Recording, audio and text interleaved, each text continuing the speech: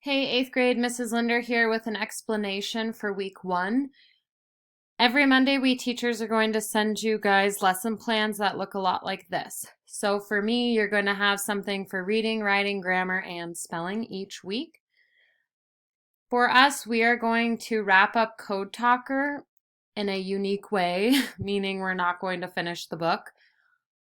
Grammar, you are expected to get on to No Red Ink. There's a short 5 to 10 minute assignment called Identifying Prepositions that I need you to have done so that we all make sure we're on and able to use it. Spelling is for the entire fourth quarter.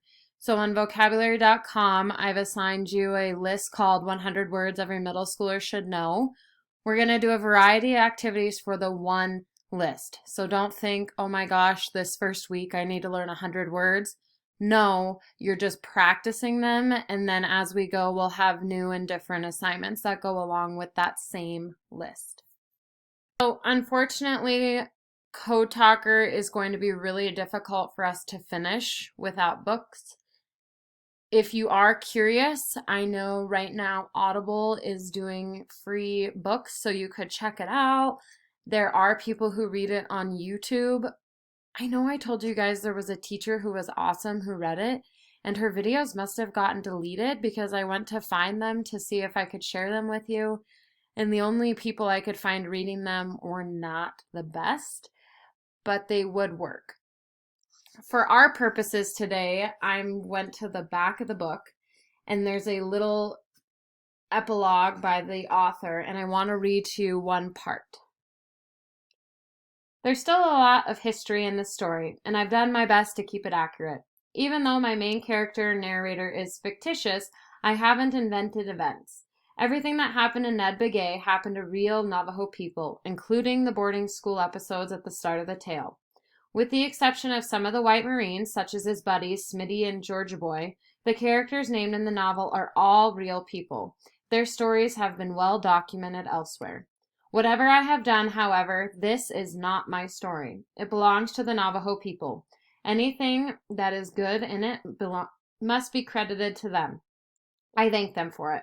And though I've tried to do my best, I know that I am only a human being and that I may have made mistakes. For that, I am truly sorry. However, I believe that the beauty and the power of the Navajo way is so great that it will shine through whatever clouds of confusion my own failings may have created. The lesson my Navajo friends have shared with me over the years are truly the only reason I was able to attempt this inspiring, important story, a tale that is as much about the beauty of peace and understanding as it is about the pain and confusion of war. The video that is on this screen I have shared with you. It's a YouTube video that is a short documentary all about Code Talkers. I feel like it does a really good job talking about some of the events that we were going to get to in our story.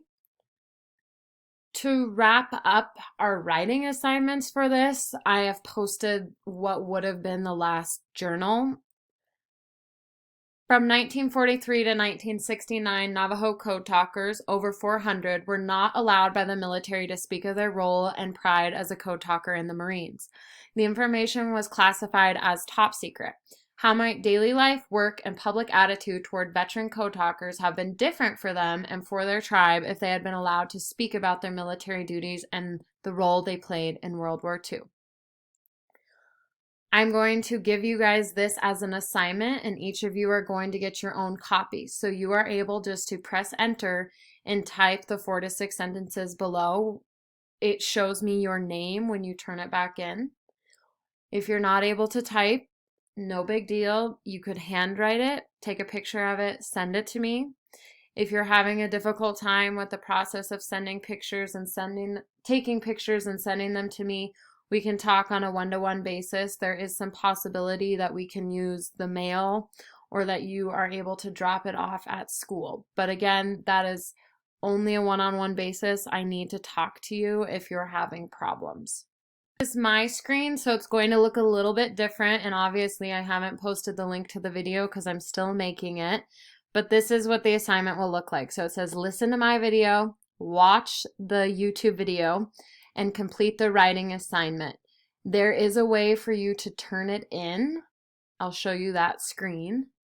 So I can see that all of you guys have the assignment assigned to you, and then I can see when you turn it in. So right now, obviously, 0 of us have done it. When you turn it in, there should be a green check mark that also shows you that you've turned it in. If you are not going to type on the Google Doc and send it back to me, you're not going to get the green check mark. That's okay. This first week is all about figuring Google Classroom out, figuring out who needs help in what areas. Please don't worry and stress about this. We're all in the same boat, trying just to get the wheels rolling. So if you have questions, comments, concerns, post them on Google Classroom. I'm checking often. You can email me. Just let's keep communication open. I hope you guys have a great first week and we are successful.